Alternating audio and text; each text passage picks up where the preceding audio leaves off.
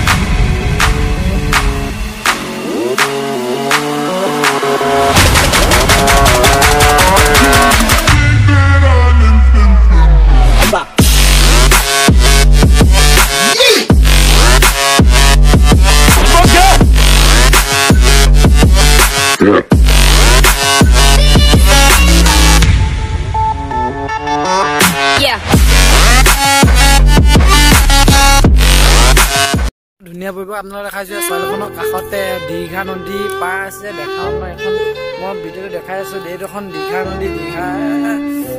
ইয়াতে পানী চানী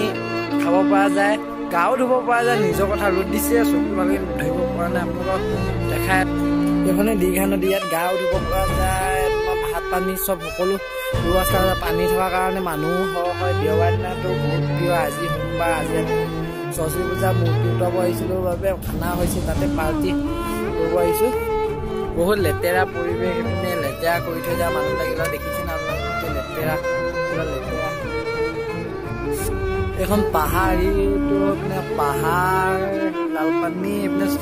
চিয়াজুলি যাব পাৰে চাহ বাগান যাব পাৰে চাহ বাগান আছে বহুত ধুনীয়া পৰিৱেশ কিন্তু মানুহবিলাকে এই সুন্দৰ পৰিৱেশটো নষ্ট কৰি দিছে আজি সিহঁতৰ লগত পাৰ্টি খাব আহিছিলোঁ কিন্তু সেই গোটেইগাল ফুট চুট লৈ মানে একেবাৰে ক'বই নোৱাৰে